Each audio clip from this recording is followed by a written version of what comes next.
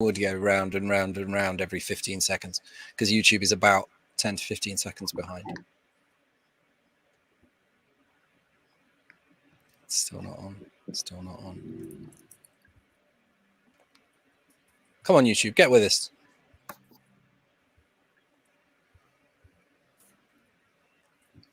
Hello, friends out there in YouTube world.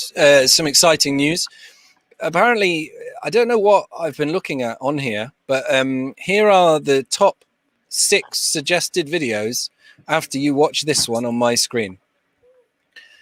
Live scalping the best Standard & Poor 500 futures. Warren Buffett, 8 mistakes every investor makes. Billionaire mathematician, do the past and future exist? So I think there's a lot of interest in money. So we use the word future, which I think for most people only means money, money, money, money, money. How's everyone's day been? Oh, I had the most embarrassing situation on the bus on the way. A sort of elderly woman that was unstable got on the bus, and I was standing up because, you know, I don't unstable like physically or yeah, getting on screaming racist epithets. And... No, she kept kind of falling over as the bus moved around, and I always stand on the bus because I don't want to sit in a seat with somebody my name. And another woman asked me. What I thought she asked me to do was to hold her. She said, "Can you hold that woman?" And some people don't like to be touched, so I said, "I don't really want to." What that woman had actually asked me to do was, "Could you call that woman over so I could give her my seat?" So I didn't want to. I just didn't want to. Didn't want to get control. So yeah, that's nice. So Jones, point off you to start the game. You're starting on -1 for just causing an awkward situation and causing this unstable person to stand up for longer than was necessary due to her own ineptitude. Not touch people without their permission, in my defense. Yeah. I think maybe you need to touch an audiologist to see if your hearing's okay. That's very true. I definitely need that. I know one, obviously. I always know one. That's my job. Yeah. I'm trying to remember what the film was where there was a guy whose only job description was that he goes, "Yeah, I know a guy." But that's basically me. But it's more likely to not be a man. Who's the most interesting person you know? Me, obviously. Touche. Yeah. No, my kids, because they do something new every day. Normal people, like, you know them for a bit and you've kind of got it. Whereas they've invented a new game, which is just pull all the drawers out on the chests of drawers in their room and push them all back in again. And IKEA makes robots that pull drawers in and out 10,000 times to make sure they're okay. It's like, just employ toddlers. They'll do it for free. You don't need a robot. I've always thought we should bring back child labour. We're missing the market there. I wish my children would do anything to help ever at all. I do a lot of labour for child, but I don't see a lot of... Yeah, it's controlling the chaos, I think, that involves a lot of work. I don't think you have to do robots. Isn't that what's causing the crisis with robots replacing human labourers? I don't think it would be a crisis if someone made a robot that would look after my kids while I ever sit down. Jane, you've got kids. Sit down or childcare? Which is your favourite? What? Which do you prefer? Running around looking after your kids or having a nice sit down? A sit down. Yeah, there we go. You see? We need labour-saving robots. That was a trick question.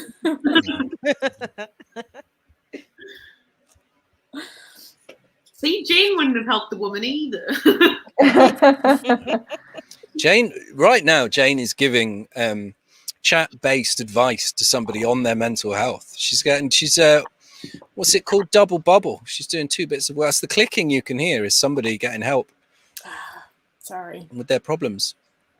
No, don't worry, Jane. It's fine. If somebody's got an emergency problem that you can earn £500 an hour helping them with, you should be doing it.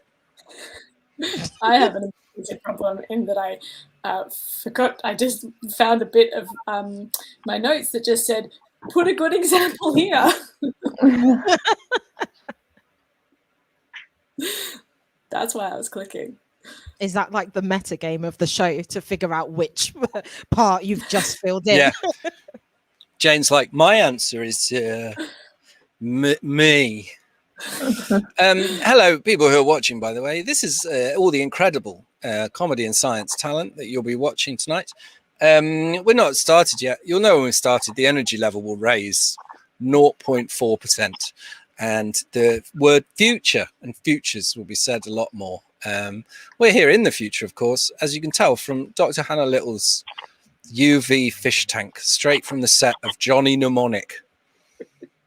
What's that? I don't know Film what from the 90s. Oh, It's a film from the 90s about how in the future things would be very different, but we'd still definitely have big cathode ray tube tellies, and Ice T would be something, and Keanu Reeves is in it.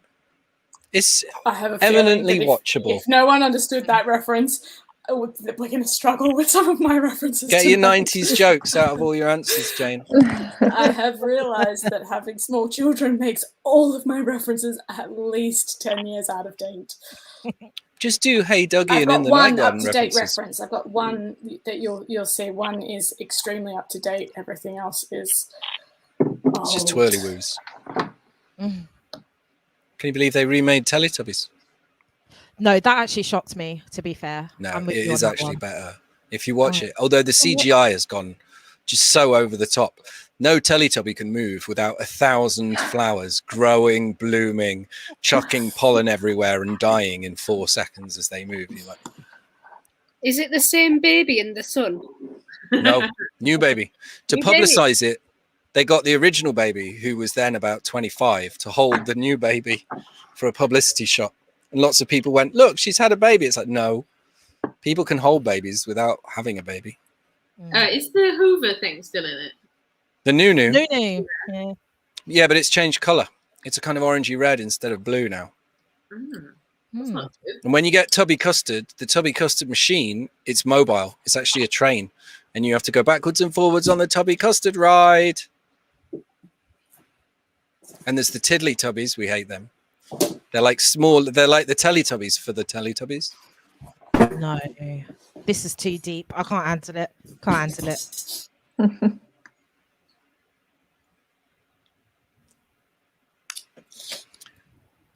If you ever have kids, you will learn all this stuff. Hello, viewers. We'll start in a minute or two.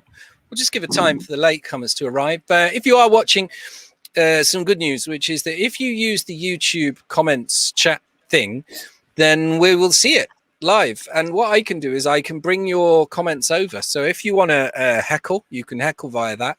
If you heckle by saying anything horrible, obviously I'll just delete your heckle. But if you say something funny, then we'll bring it over and it's part of the show. Let me show you how that works. I've just typed the suitably inane YouTube comment, Steve is drinking cider. Oh, look, and I am, because this gig is technically in the southwest of England.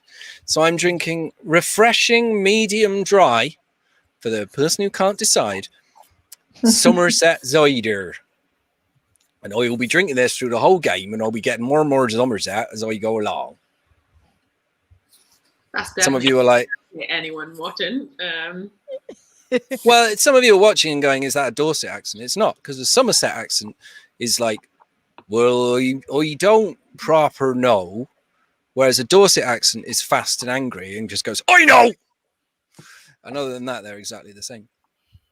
Amazing. Right. Hello, everybody. What we're going to do is, because this is a comedy show here in the palatial theatre of your house, we'll do it like a proper comedy show. I, as the MC, I'm just going to pop off stage, and then the staff in this beautiful theatre will announce the beginning of the show, and then I'll reappear and we'll do the show. So let's, I'll just go off into the wings. Good evening, lovely people of your own houses. Welcome to a special Futures Night edition of Never Explain. Would you please welcome to the stage your host, Steve Cross. Woo. Hello. Hello. Yes. I realized as I put my head down that the camera would refocus on the desk standing on its end behind me. You've seen just what a tip it is in my shed. Welcome, friends. Welcome to Never Explain, the worst behaved science comedy panel game show in the world. Of the 2 science comedy panel game shows in the world, we are definitely the worst behaved. My name is Steve Cross. I am exactly like you would imagine me to be based on one look at me. And I'm very excited to be with 2 incredible teams of science experts who are going to be answering questions about the future and the nature of research and sport. Importantly, there is a sport question. And they'll get points for their answers. Whenever they answer a question with something that makes me laugh or would make me laugh, if I have what you human beings call a soul, you'll hear, where's it gone? Where's my ding button? There. You'll hear this noise. And that noise means they've scored a point. Well, what's the point of points, Steve?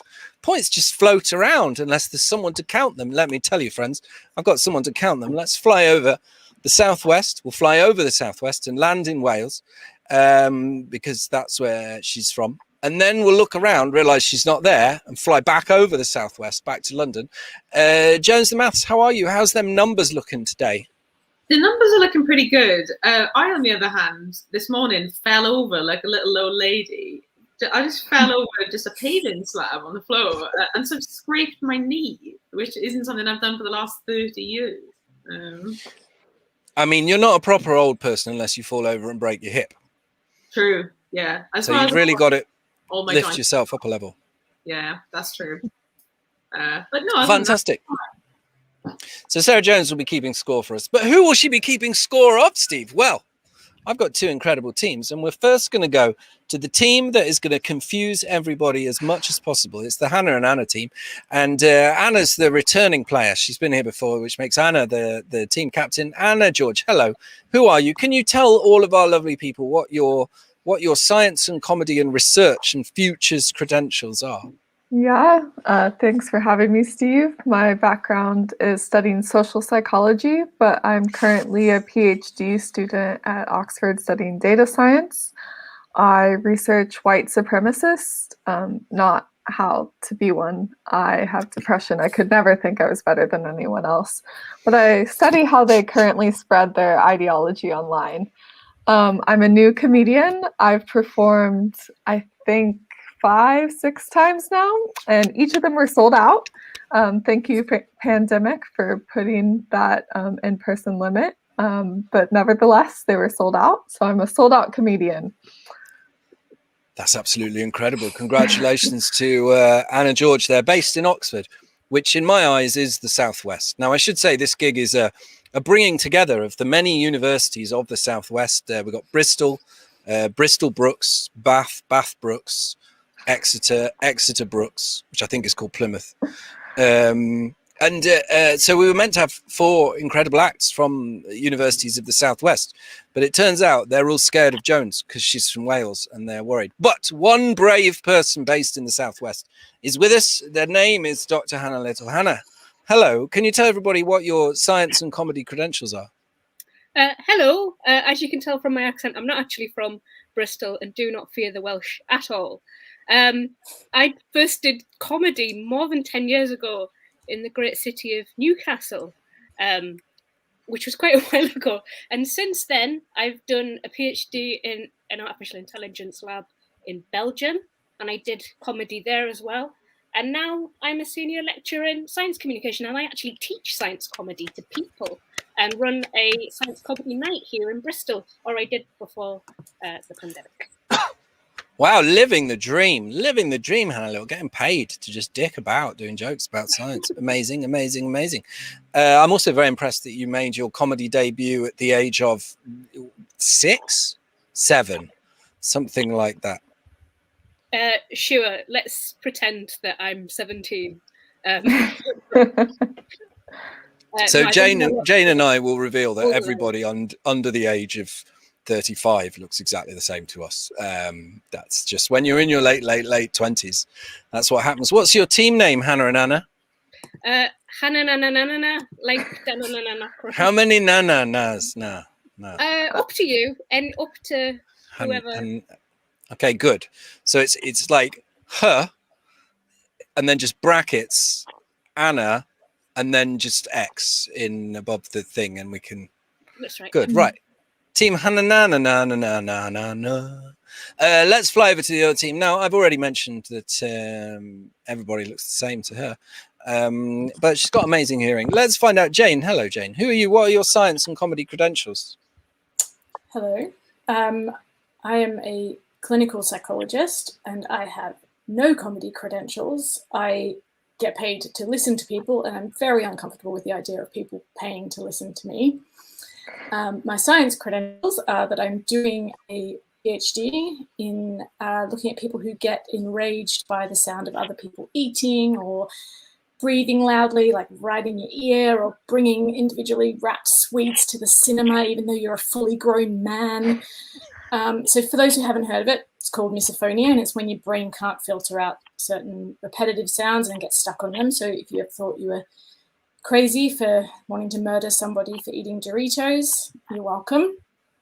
And I'm coming to you from a lovely hotel, because it turns out the only thing worse than having COVID is having 2 kids with COVID. So I have left them home with a very responsible man-child, and I'm enjoying a quiet hotel room to prevent the possibility of them bursting into the room with no pants on. Child and man-child.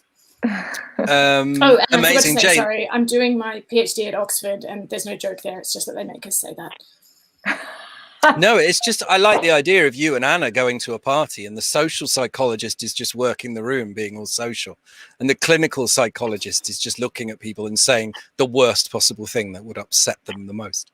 No, I'm just stuck in a corner having someone tell me about their addiction problems. That's like literally every party.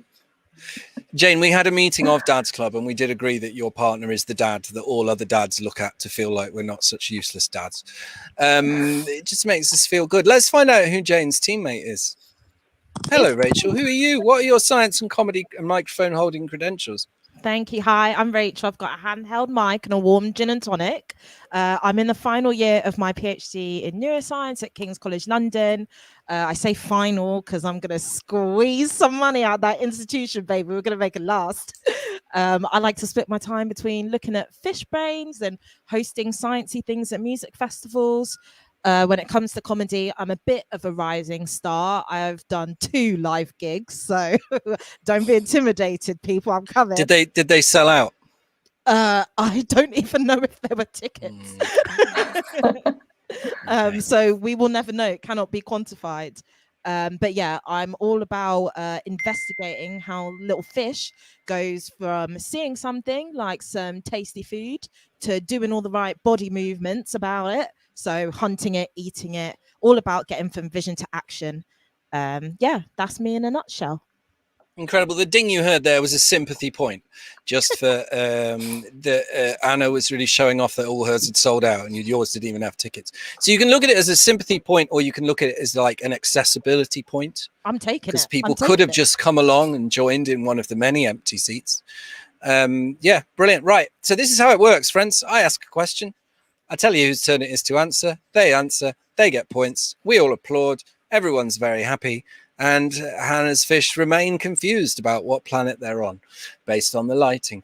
We're going to go to round 1. And round 1, I'm going to go to who's our most experienced player? I think it's Jane. Jane, are you our most experienced player? I think you are. As in that I've done it before. Yeah, twice even. Right, so we're going to go to Jane. Always pick on the most experienced player first. Jane, round 1. All I want to know, because this is a futures-themed night, and you're all leading researchers, I want to know, if everything goes well, Jane, where do you see yourself in 10 years' time? Okay, I have to be really careful with this question because I think I might actually be able to make things happen by what I wish for in 10 years' time. Because if you'd asked me a decade ago where I'd be in 10 years' time, I'd have 2 kids, 1 boy, 1 girl, smart but not so attractive that they wouldn't develop a personality. I'd have permanent residency in the UK. Either my husband's breathing would stop annoying me, or I'll be married to Paul Rudd. Bootcut jeans will be back in fashion, and I'd have some kind of magical job where I get to be both a therapist and a researcher, doing a little comedy on the side, but only to people who don't expect me to be funny, so there's no pressure. And there'd also be some kind of global event where I don't have to listen to my co-workers scrape the yogurt out of the pot anymore. So that was 10 years ago. That's what I wanted. I've got more than I dreamed of. I applied for all these small research grants and trying to study misophonia, and I got rejected for all of them. And then I got offered a 3-year fellowship at Oxford, which is like being told, sorry, you haven't won the tickets to the premiere of the new James Bond film, but as a consolation, we thought you might enjoy sex with Daniel Craig. And yes, I would enjoy sex with Daniel Craig. Thank you very much. Welcome, trust. So I don't really know what to dream for now, because I've got all the things I was dreaming for. And I have to be really careful. So what I've decided is I'm going to be married to Paul Rudd, obviously, because what is Paul Rudd if not youth, persevering? But he'll be genetically spliced with a seminicola, which I have no idea if that's how it's pronounced, but that's the first known animal on Earth that doesn't breathe. So I don't have to worry about that anymore. I'll be respected for my groundbreaking research on misophonia, but famous for my Oscar-winning screenplay, the chilling film Crisps on a Plane. And I'll be most proud for having invented the silent Dorito. And I'll have much more time to do this because my kids will be teenagers by then, so life will be easy. And that's it. Great answer, great answer. Sarah, can you just take 4 points off for just the relentless smugness that we had to suffer through there? Comparing your own life to having sex with Daniel Craig, especially comparing a Wellcome Trust grant to having sex with Daniel Craig, given that having sex with Daniel Craig would cost a lot less than the average salary of any person who works for the Wellcome Trust. Yeah, science satire, there we go. I also appreciate that it's quite off-brand. Liking James Bond is very off-brand for me as a feminist, but I've decided it's like torture porn. No, he's all right now. The new one, apparently, he's very woke, and there's a black woman who's better at it than him. And probably by the end of the film, he just says the words, "Do you know what? You're better at this than me. I'm going to go and drink warm gin and tonics with Rachel Williams." Not invited. You don't want Daniel Craig. You can't trust Daniel Craig anyway. He's a man whose first name and surnames are both recognised blokes' first names. Sorry to all the male members of Anna George's family. Let's fly over to the aforementioned Anna George. We'll go Oxford against Oxford to start this round. Anna, where do you see yourself in the future? It's Futures Night. Where do you see yourself in 10 years' time? Well, Steve, I recently found out you don't get to retire after you finish your PhD. So this got me thinking, in 10 years, when the pandemic ends, I'd like to have finished my PhD, completed a postdoc, and have entered the top of the multi-level marketing scheme known as academia. If you haven't heard of academia, I've created this nice graph of what it looks like. You'll notice step 1, you recruit young teens and tell them, hey, do you want a job? Please fund my job for thousands of pounds, and then later you can do it too. Stage 2, once you get your diploma, that's when you really start to see the profits. You can leave now and get a decent job, or you can get the title of Jedi Master. So then you move on to your master's. Once you've mastered your subject, again, you could drop out, or you could become a doctor. If you think you'd like to be a doctor, then you might think, oh, okay, after that I'm done. I can be at the top of academia. But as you'll see from this graph, doctors are here at the bottom. So then you need to go through postdoc, lecturer, associate professor, and the new edition of no job security. So in 10 years' time, I see myself here climbing to the top. But I imagine there'll be a few more layers that they've added in 10 years' time. So I'll still roughly be in the middle. But the good news, everyone, if you join today, I can give you a special discount. Incredible, especially brave answer, given that you've got an actual lecturer on your team who actually does get people to pay thousands of pounds to learn how to be them. I really need to start my course, How to Be a Freelancer, and charge £9,000 a year. It's good. I'm looking forward to your team falling out as we go through this. But let's fly back to the owner of, I've got to say, the most elegant blind in London, Rachel Williams. Rachel, tell us, where do you see yourself in 10 years' time? Okay, so in 2009, some visionary scientists predicted that we'd have the first working space elevator by 2031. And if that's still on the cards, then we'll know who'll be behind it. Bezos, the newly divorced Musk, and probably Snoop Dogg because he does everything. I don't know if that's a future I can handle. In addition, Wikipedia's informed me that in 2031, we'll all be taking part in the first annual Hunger Games. So, if Amazon owns space and Earth is only marginally better than it is today, we'll need an alternative. We're going to bring back Atlantis. I am down with the fish. They got my back. I speak their language. I will be your queen and it's going to be good. Did you know the Earth is 71% water? 71. That will be our domain. Have you seen Shark Tale? Those will be our descendants. I'm ready. Are you? Such a great answer. But also, I think it's quite sad just how badly destroyed the world has to be for Rachel's research to become relevant for anything. That tells you an awful lot about PhDs. Yeah. Let's go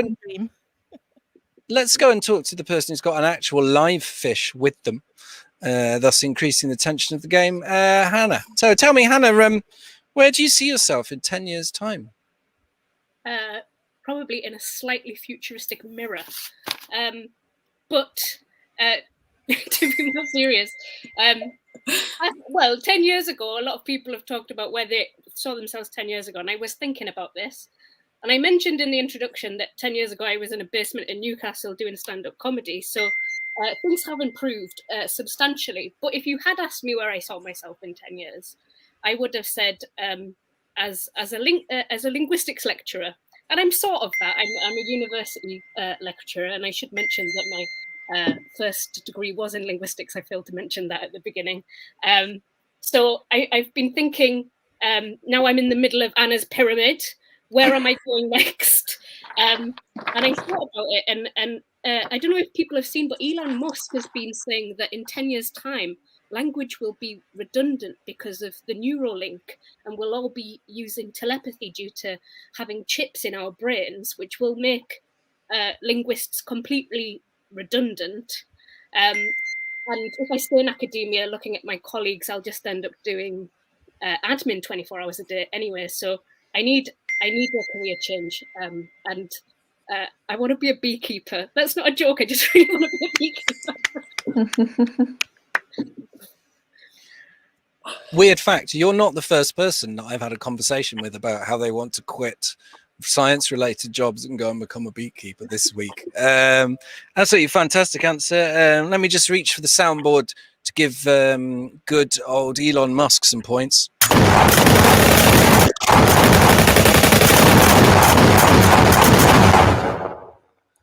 I don't want a Neuralink. I don't want anyone to know what I'm thinking. Thank you. It's bad enough that sometimes they hear what I say. Amazing, right? There, excellent answers from everyone. So a big round of applause for all the teams at the end of round one. We have had everyone, haven't we? Yes, right, good. We're going to go to Jones the Maths. Jones. How, you've got a lot of adding up to do. I don't know if you use the groups of 5 system, groups of 6 system. Yeah, I if do. you mark in hexadecimal. Tell us, how's the numbers looking?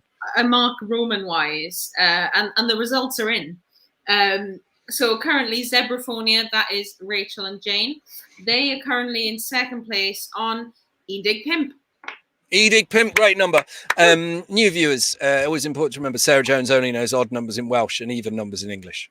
But luckily, we've got an even number coming up because in first place, we've got Hannah getting jiggy with it on 18 points. 18 points, all to play for. A lot of points still to go. Think how well Jane and Rachel will be doing if Jane hadn't just been quite so up herself during the beginning of that question. Let's move on to round 2. Round 2 is our great lists of science. In this one, any of our players can jump in with a funny answer whenever they think of one. But players try not to talk over each other, but also try not to leave loads of dead air. And now I've created an incredibly anxious situation where you've got 2 instructions, both of which negate each other, and you've still got to play the game. So I give our teams the title of a PowerPoint slide. They tell me bullet points that are on that slide. Teams, since we're here in the southwest of England, tell me, why should scientists holiday in the southwest of England? Yes, why should they? They You know might how do. sometimes when you're being videoed, people say, can you include the question in your answer? You don't only do the question in your answer, but in a more sarcastic voice. No points. Keep going. In my experience, if you're from the north, you just get to be called a Geordie all the time, even though you're not one. Hannah, Scientists- technically, which of the many northeastern subtribes do you identify as? I am a smoggy, which is Teesside. Okay, Middle right, good.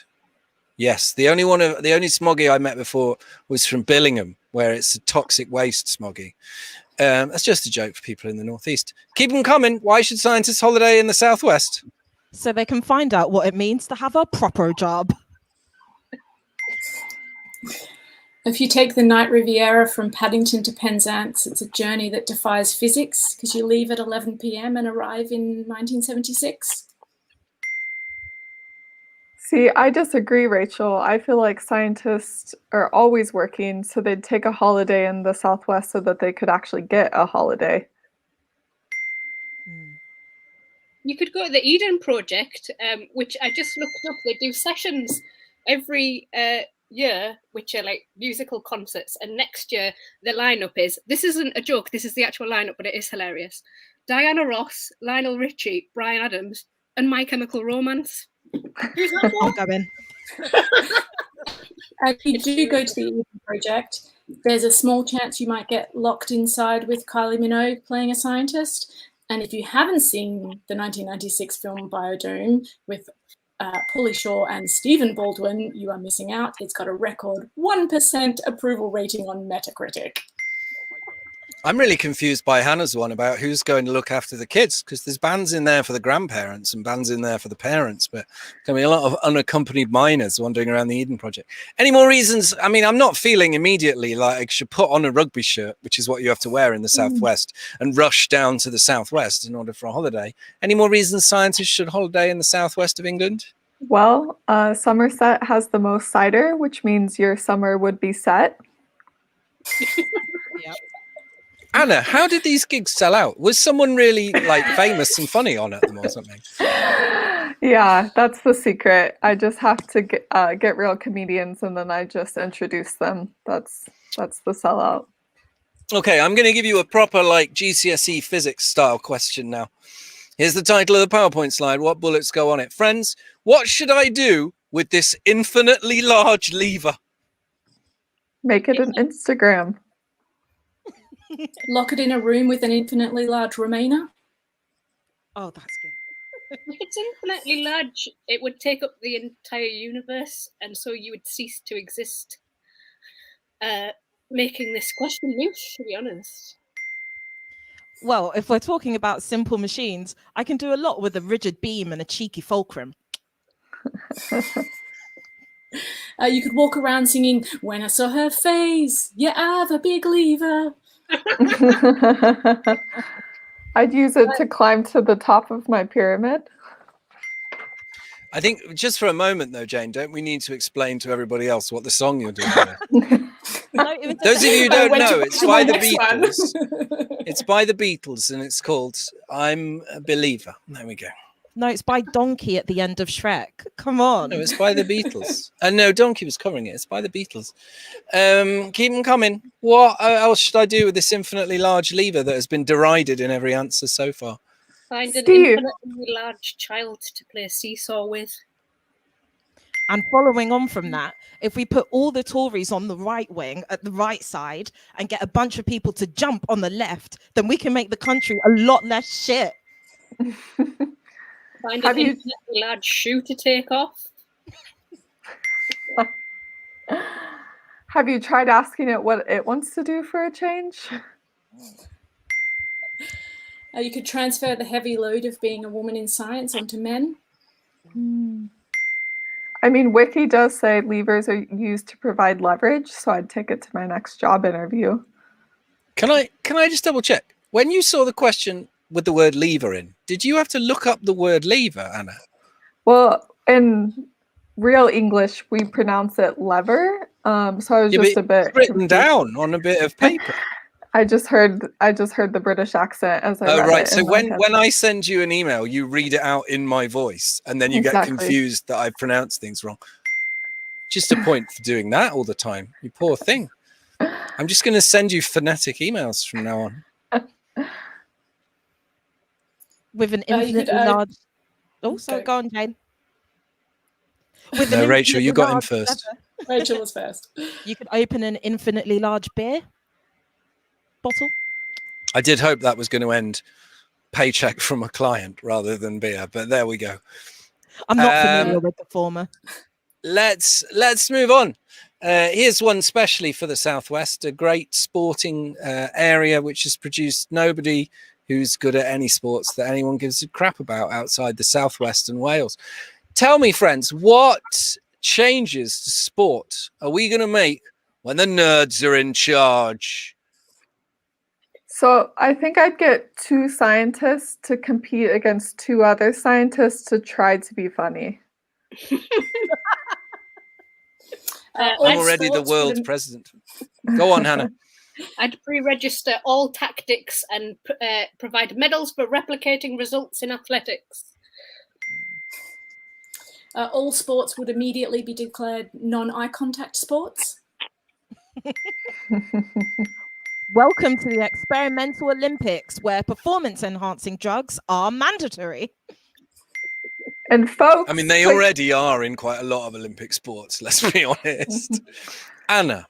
And folks, put your hands together for B.F. Skinner's halftime lecture on how I made rats pull a lever. How big was the lever? Infinitely large. Yes, point for a callback every time. I'd want to figure out what went wrong in Crazy Golf's childhood. I'd have a robotics section which would feature spots of opening a door without falling over, and trying to identify where the traffic lights are on a large grid of images. In a shocking announcement, Sky Sports have revealed that this summer they'll only be covering Fortnite and League of Legends. We could make the scoring in tennis make sense. I think we'd also have no more gendered sports. There's no more female football players. They're just footballers and players. The rules of Theatre sports fencing would get the recognition it deserves. The rules of fencing have been changed. All sword movements must now be accompanied by Star Wars sound effects.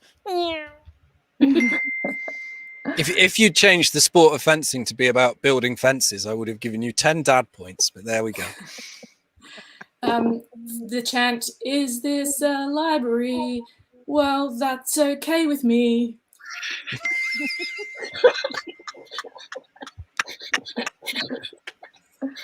No scientist goes to a library, except like they go to the British Library for free Wi-Fi.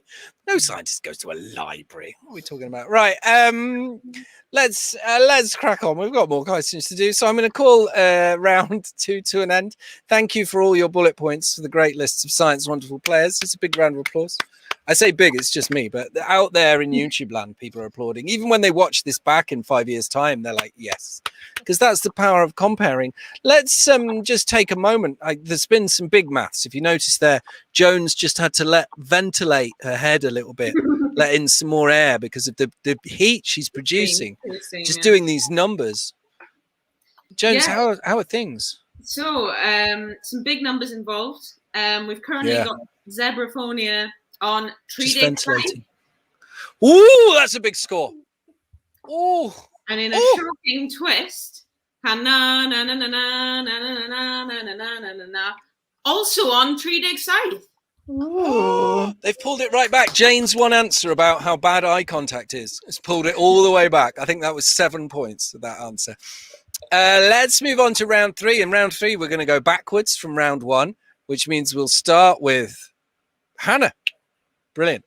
Hannah. Great news. The physics department have invented time travel, but you can only go backwards and back to when you are now. You can only use it once. When will you go back to, and what will you change to make your research easier now? There's a contrived university research related time travel question for you if you've ever had one. Yeah. And the answer is a really easy one for me because my PhD was all about what language looked like when our ancestors first started to create language. And so the obvious answer is that I'd go back to see exactly what the first languages looked like. Were they gestural? Were they vocal? And then I'd have the answer once and for all. But then I thought about it and I thought that once we know that, it would make the entire field of language evolution, which just happens to be the field that most of the people that I love in the world work in, would cease to exist. And all of my friends would become destitute and jobless. And so what I've decided is I'd still do that because it's the question I want to answer more than anything in the world, but I wouldn't tell anyone the answer. So just like, no. Amazing, Hannah. It's quite high risk though, isn't it? You go all the way back. What if actually the origin of language is you walking up to some pre-human individual and saying, what sort of languages do you have? And in fact, every language is just corrupted Northeast English that has been broken down and put back together. Maybe you've already done this. I'd be okay with that. Okay. Knowing Good. that I'm the key. Good. I'd be okay with Or that. you come back and every language in the world is spoken with a smoggy accent. I'd also be okay with that. Brilliant. Right.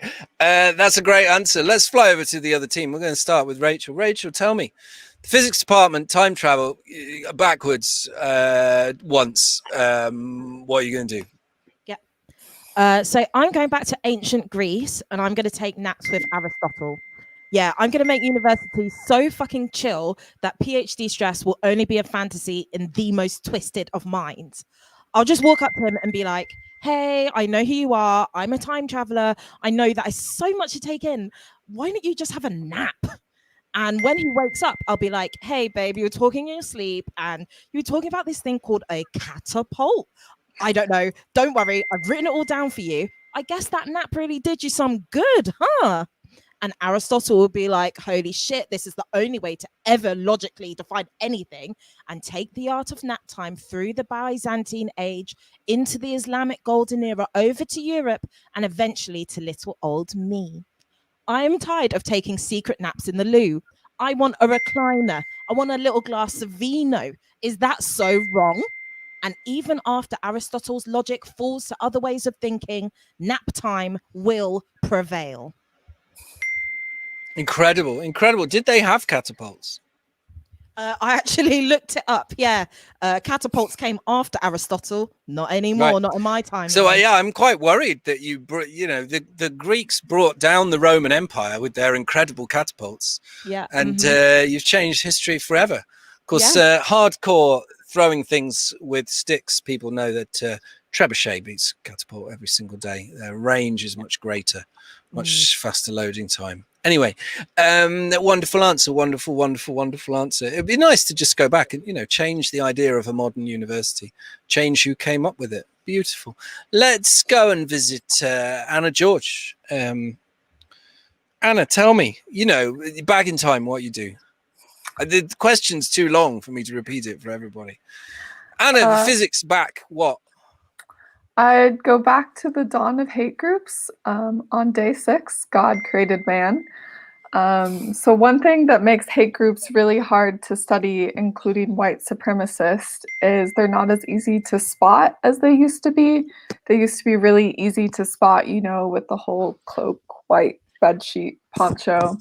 But now they just cloak their racism, and they do this by using coded language and inside jokes that only other community members can understand. For example, a common phrase is 14 words, or just the number 14, which stands for something really awful. We must secure the existence of our people in the future for white children. Or 420, which, when we think of 420, we think of, 420. But when racists reference this, they're referencing Hitler's birthday. No wonder everybody wants to just relax on that day. So I'd go back to the beginning and give them a sign we could use online when internet gets invented to make it really clear that people are racist. Something really clear like hashtag I'm a racist. But I'm also scared to do this because, you know, time travel always creates a problem. And when we'd return, we'd have politicians giving speeches with hashtag I'm a racist in their title. Nan would text you and say, hey, love, come for Christmas dinner, hashtag I'm a racist.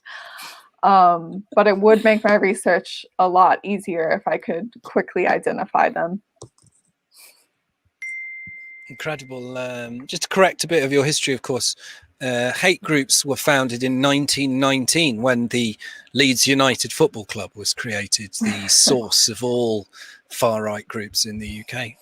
All football fans know what I mean. I think it was also when Vanilla Ice said, I'll give rapping a go. He's apparently, there's a whole Vanilla Ice backlash. Apparently he was really cool and great, but he was offered $1 million as an actually okay rapper to record Ice Ice Baby and was like, okay. There's a whole history of Vanilla Ice somewhere, probably on Netflix or Amazon Prime. Thanks. I just wanted to get my anti-Leeds joke in. Football fans all know that football hooliganism began at Leeds, from where it spread to the terraces. That's just, there's 5 football fans laughing at that joke, and that's all I want. Who are we going to next? Jane, you're going to go back in time. I'll read it you again because we've done a lot of stuff since then. The physics department, first of all, don't go there. Like, make them bring it to you. Physics department is not a good place in most universities to be.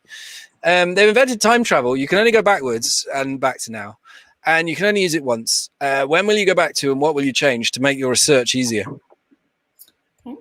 So therapy itself is actually a lot like time travel. We often sort of go back into childhood and update old memories to address unmet needs at the time. So for my quantum leap, I'm going to do something that will improve my capacity to do research on misophonia without actually having to go to therapy myself. So I'm going to go to myself in my final year of undergrad.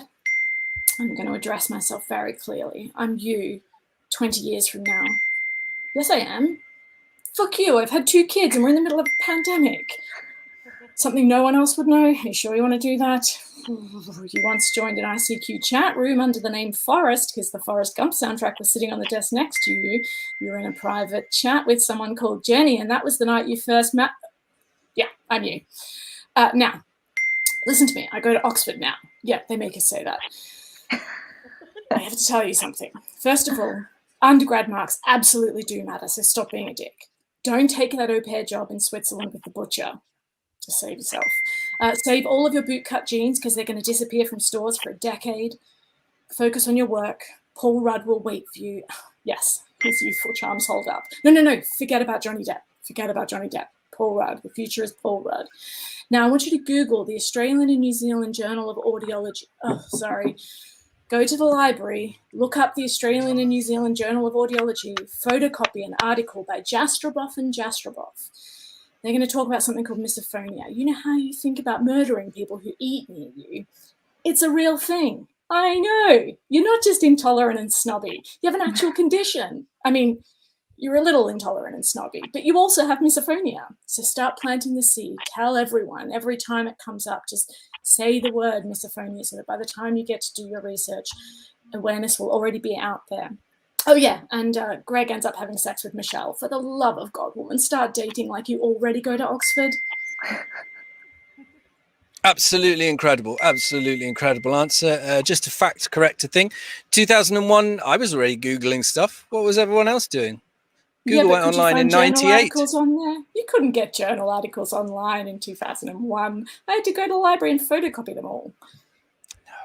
No. You just don't photocopy them. You don't read the stuff you cite in your PhD thesis. Like, no one does. Because otherwise it becomes this... I haven't learned that yet. Otherwise it becomes this endlessly recursive thing where you have to put like DNA brackets, Crick et al. 1951. You know, it just becomes stupid. No. No, we never do any of that. Brilliant. Right. Lovely collection of answers. We've had all the answers. None of you are giving me the death eyes look if you've got my answer. Good. Let's find out. I thought, Jane, you were just going to go back in time and kill whoever invented crisps just before they invented them. I was thinking of going back to the whatever the meeting was where they decided that popcorn would be the like staple cinema food and suggest marshmallows instead. Amazing. Oh, yes. Just a quick reminder that meat is murder, everybody. Now let's go over to Sarah Jones. Sarah Jones, tell me. Well, We've got one more round to go, and it is my favourite round. But where are we at with all them numbers right now? it's all changed on the numbers, Steve, because na na na na na na na na na na na na na na na na are on Pedward now. Amazing. Those of you who don't remember, that's the Pearl and Dean music, isn't it? From cinemas. Do you remember cinemas? We used to have these things called cinemas where you watch Amazon Prime with a load of strangers coughing on you. It's true. But absolutely smashing it in the second half. Coming in first place, we've got Zebraphonia, who are currently on Pimp Dig Pimp. Pimp Dig Pimp. Just a great number. A lovely number to see. But it's all to play for now. So let's see how. Let's go to round 4. And in round 4, our teams are going to work as a team. And I'm going to go to Hanana first, because they want to claw this back. You know, they want to. It's like you want to take the first penalty. You usually want to bat first on a good wicket. Team, tell me. Working as a pair, I need you to come up with a plan to legally make £1 million by Christmas using your research and other skills. How are we going to do it? Well, Steve, have I told you about this great investment called academia? We have a 5-point plan, a 5-step plan, and it's going to be building on Anna's idea when she went back in time, but we're going to start it now. So we're going to create a constructed language like Elvish, but for racist. So it's going to be like a racist Elvish. We're going to call it Bindarin. That's a joke for Tolkien nerds, which I'm sure there are some in the audience. And so the language will be constructed so the racists think they can talk to each other without anybody else understanding them, but it'll also mean that we don't have to listen to their shit. And that leads us to step 2 of the plan. Anna. Yes. So if we're dreaming of things that will never happen, such as making $1 million, I also want to dream that I can be this cool undercover like double agent. So I'm going to join a racist sect. I'll let them know the true way to free speech is by paying £250,000 to learn this new way of speaking. They might be saying, is speech really free if you have to pay for it? I'll let them know freedom isn't free. Perhaps that was a bit of an American joke. But that will be step 2, is getting the racists to waste all their money on this language. And then back to step 3, Hannah. Step 3 is to sell the language to Duo the Owl. This is Duo the Owl as he teaches people French. I didn't want to do an artist impression of what it would look like for the racist Elvish, for obvious reasons. So we're going to sell. That's points for not doing it. Yes, good. And then we're going to sell the language, all of the data on the language to Duolingo so that they can put it on their platform. Then we're going to do the language course ourselves and win a lot of the money back, or more money in lingots, because we know the language because we made it up. Which takes us to step 4. So while we're exploiting evil people, we'd also like to sell this to big tech. So this is where my double agentness also comes in, except maybe at this point I'm a triple agent. I'm not sure, I lost track. So big tech is trying to solve the problem of moderating racists off the internet and trying to identify them. So if we want to exploit all people in this, we'll tell big tech, hey, we've invented this new language, only racists use it, super easy to find them on the platform. Maybe they'll even have adopted hashtag I'm a racist by then. So we'll tell them this automated speech detector that we've coded to automatically find the racists, moderate them off the platform, and we'll charge them the final third of £1,000,000.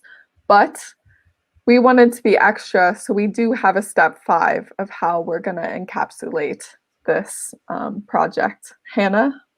Yes, so step 5 is to do an NFT of it. I don't really know how they make money, but they do. Yeah. So it's just gonna be good. Scam on top of a scam. Beautiful. Beautiful work. Beautiful work. While you're doing it, I Googled Bindarin. The only thing that comes up on Google is a street, Bindarin Lane in Upper Coomera, Queensland. I don't know if that's where Australia puts its racist. It's a tiny street. It's just around the corner from the Highland Reserve mini BMX pump track, which is very much. I think it would be safe to bet that there would be some of the racists there. I mean, I'd just like to encourage you that if you do like mini BMX pumping on a track, why not try the Highland Reserve mini BMX pump track, the main attraction of Upper Coomera, Queensland. Wonderful, good. I didn't get the Tolkien reference, but I'm fine with that. It was a play on Sindarin, which is a type of Elvish. Oh, no, of course. Yeah, I thought it would be cleverer than that because he had like 7 Elvishes, didn't he? And he wrote them all. And like Tolkien's whole life was basically having jokes for just Tolkien. Apparently, I was listening to a lecture by a Tolkien lecturer. Apparently, somewhere in his archive, there's a book where he just explains every linguistic joke in Finnegan's Wake. And he just did it for himself for shits and giggles and never published it. It's like, thanks, Tolkien. Have you ever thought of being a bit more because he only wrote 2 books, all these unfinished books. If he hadn't spent so much time just dicking about, thinking, oh, I'm so clever, he might have got more books out, and then his son wouldn't have had to write all his books for him. Anyway, right, enough Tolkien ranting. You're not supposed to care about Tolkien once you're over the age of 16. That is the rules of life. Congratulations, amazing answer. I like the multi-level scam with the NFT smeared on the top as the ultimate scam. A thing that, well, at least you can hold a baseball card, but a JPEG of a baseball card that 1 million other copies of the JPEG exist, but yours is magic. Get fucked. Brilliant. Right, let's move over to zoophilia. No, zebraphonia. That's it. Jane and Rachel, tell me, together using your incredible research skills, by Christmas. I mean, I'm slightly worried that actually, if you listen carefully, Hannah and Anna hadn't actually taken the full academic calendar into account in terms of the work they were doing. But anyway, Rachel and Jane, by Christmas, how are you going to make 1 million? Yeah, ours is definitely doable by Christmas. So what we're going to do is we're going to develop the ultimate bespoke matchmaking service to help people speed up the rest of their lives as we come out of the pandemic. And we won't be matching people on insignificant things like music tastes or political leaning or who they fancy. We're going to be matched according to what you can tolerate in a small environment. We've learned that people don't get divorced because they don't love each other anymore. They get divorced because they can't stand each other anymore. And we're going to prevent that with relationships of tolerance. So I'm going to start with the sounds. So we'll do some research and help the people with misophonia. They'll only be matched with partners who have really good table manners and very straight septums.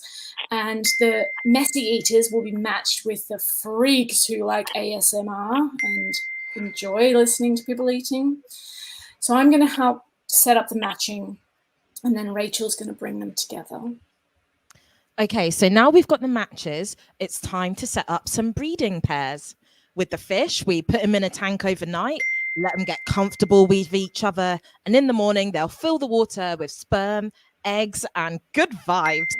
For some people, this can be a little one-to-one thing, private space. For others, I'm thinking stag do's, hen parties, orgies, and then we can scan their brains to see who the absolute top shaggers are. With this with these fish, we increase their fertility by feeding them a little bit more. For humans, that will obviously involve a bit of tequila. This whole thing will make money through a subscription to the dating service, obviously.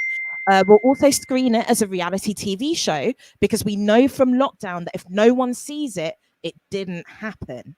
So we're getting a Netflix deal, think Big Brother, but for horny hopefuls with product placement from Pampers and Paddy Power. And finally, we're going to make some money from gambling. That's right, gambling. Who will they bang? Who will reproduce? Who is the real father? Is it Ted Danson, Steve Guttenberg, Tom Selleck? And as our service to the community, this process will produce so many babies that we're going to stimulate the economy just through the sales of all the crocheted toys that got made during lockdown. Absolutely incredible. Absolutely incredible. Plus, you can make NFTs of all the pornography generated. My favorite bit of that was when Jane said, all those freaks who like ASMR, and then Rachel shoved her microphone straight into her mouth and went, and fill the water with sperm.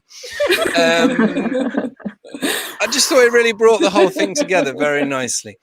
Brilliant. Wonderful answer. I think I underscored it. So there's a couple more points just to piss Jones off because she's done the maths now.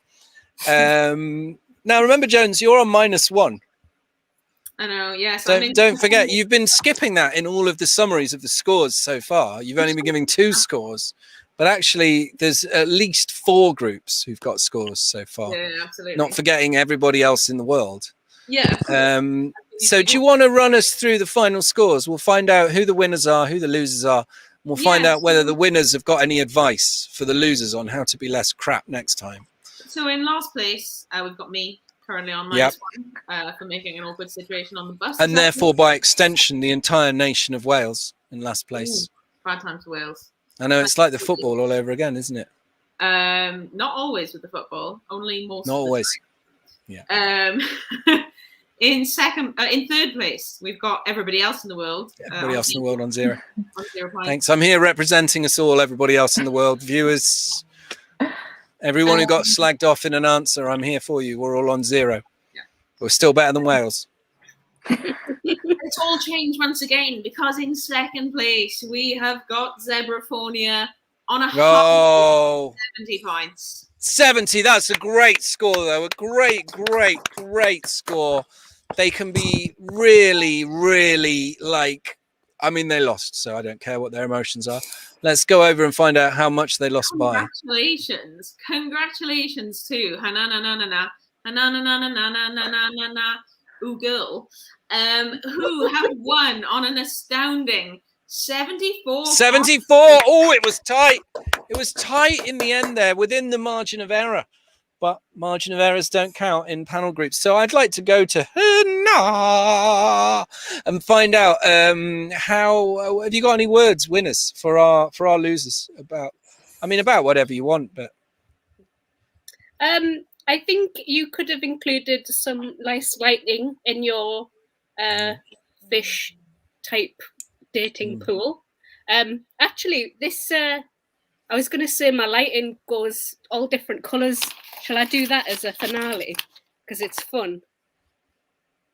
Yeah, because there's the song Rainbow Shark that makes my children really angry because they're like, no, it's Baby Shark.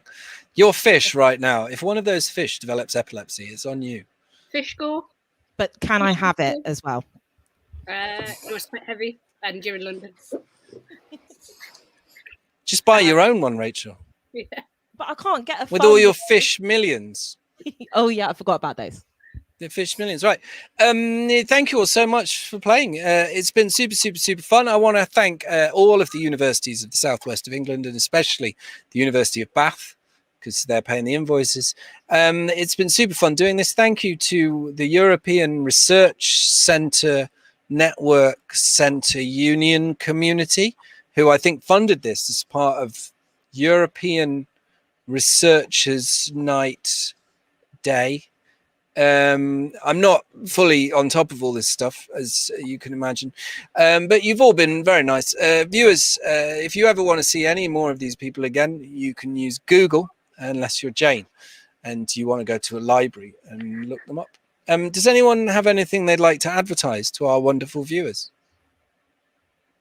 I'm just going to say my Twitter thing because you can't Google me because my name's Sarah Jones. No, impossible. Sarah Jones is ungoogleable. Yeah, so I'm at Sarah_jokes if you'd like to follow me on Twitter. And the underscore is an underscore. You don't write out the word underscore. It is an underscore, yeah. The mathematical underscore. Okay. Assuming the audience is Southwest based and in Bristol, I'll be hosting Robin Ince at a bookshop in Bristol on the 12th of October, and you can get tickets at Book Brilliant. Friends. Fantastic. So go and watch Hannah. When Robin comes on stage, leave. Anybody else got anything to advertise? Yeah, if any of the talk about misophonia has connected with anyone, I've got soundslikemissophonia.com website, all things misophonia. I know this is unorthodox, but I've got one joke that I didn't get to say, and I was like too embarrassed to say it at the time, and I'm looking at it. And is it worth 4 points?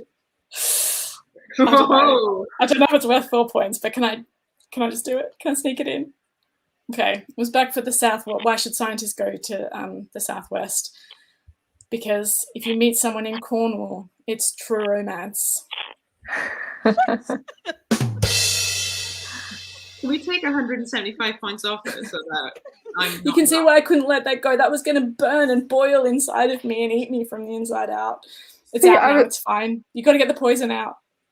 I was going to make a Cornwall joke, but I'm from Kansas, so I don't really understand why people are obsessed with this wall of corn. See, these are the bloopers that don't make it in. So this is why normally you just stop the show rather than just let all the acts do the material that wasn't good enough for the show. So I think maybe we should call it a day there, or a night, a European Researchers Night, if you will. Thank you to all of our players. If you've enjoyed this, go to scienceshowoff.org, where we do loads more of this sort of thing, and have a look at our YouTube. And if you go onto a podcast app, you can find my podcast. It's called Steve Cross. Just search Steve Cross on a podcast app. You'll find it. And it's got people like these people mucking about all the time on it. And we love that. Have a brilliant rest of your European Researchers Night, everybody. And drive safely back to your house that you're probably already in. Bye.